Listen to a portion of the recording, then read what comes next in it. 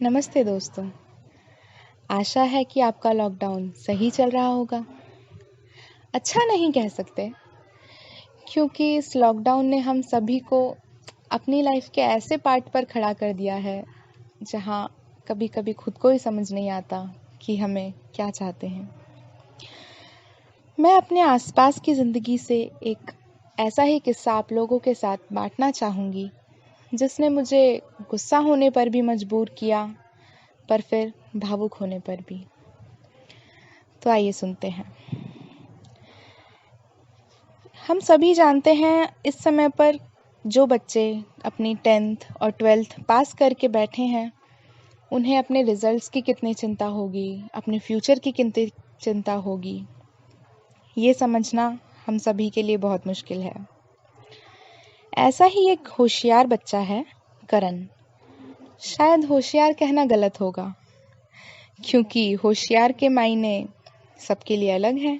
किसी के लिए 75% भी होशियार है तो किसी के लिए 98 भी नहीं। खैर छोड़िए। हाँ, तो करण का 12th का रिजल्ट आने वाला था।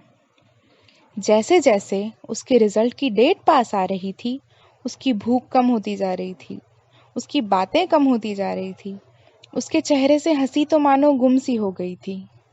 वो काफी डरा हुआ था। इसीलिए नहीं कि क्या उसे अपनी मेहनत का फल मिलेगा, बल्कि इसीलिए कि क्या वो अपनी माँ की एक्सपेक्टेशंस को पूरी कर पाएगा, क्या वो अपनी माँ के रिलेटिव्स के बच्चों से आगे निकल पाएगा। बेचारा। आखिरकार वो दिन आ ही गया था जब उसका रिजल्ट आने वाला था। उसकी माँ उसके लिए मिठाई, खीर सब तैयार करके आशा भरी निगाहों के साथ उसके साथ बैठी थी। उसने कांपते हुए हाथों से लैपटॉप पर अपना रोल नंबर टाइप किया। अगले ही पल रिजल्ट उनके सामने थे। 85% आए थे उसके। क्या सोचते हैं आप लोग, क्या कहा होगा उसकी माँ ने? उसकी माँ ने उससे कहा, ये क्या नंबर है? ये उम्मीद नहीं थी मुझे तुमसे। फैमिली में किसको अपना मुंह दिखाऊंगी अब मैं? तू जा और उस नदी में जाकर के डूब मर। नहीं है तू मेरा बेटा। और यही सब बोलकर वो वहां से चली गई। अब कुछ ही दिनों में उसी जगह का एक हादसा उसकी माँ के सामने आया। उस हादसे में 2 बच्चों की नदी में डूबकर मौत हो गई थी। इस हादसे में करण शामिल नहीं था। वो अभी भी गुमसुम अपने घर में बैठा था। पर हाँ, ये हादसा सुनकर करण की माँ बहुत बौखला गई। उनके दिमाग में वे सभी बातें आने लगी जो उन्होंने 12th के रिजल्ट आने के बाद करण से कही थी। उन्होंने सोचा कि वे तो गुस्से में उसे ये सब बोलकर चली गई, पर उस टाइम पर करण पर क्या बीती होगी?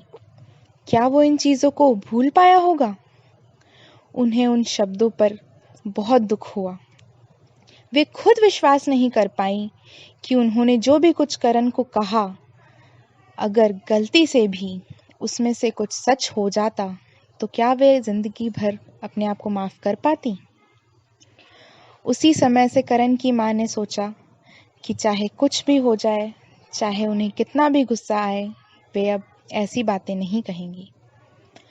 ये सब सोचने के बाद वो करण के कमरे में गई और उसे गले लगाकर बोली, मुझे माफ कर दो बेटा, मुझसे बहुत बड़ी गलती हो गई। I am sorry. करण भी काफी समझदारी से बोला, हाँ माँ, समझता हूँ मैं तुम्हें। बस कुछ समय लगा उन सभी बातों को तुम्हारे प्यार के सामने झुकाने में। तो यही मेरी कहानी का अंत होता है। आशा करती हूँ आप लोगों को पसंद आई होगी। धन्यवाद।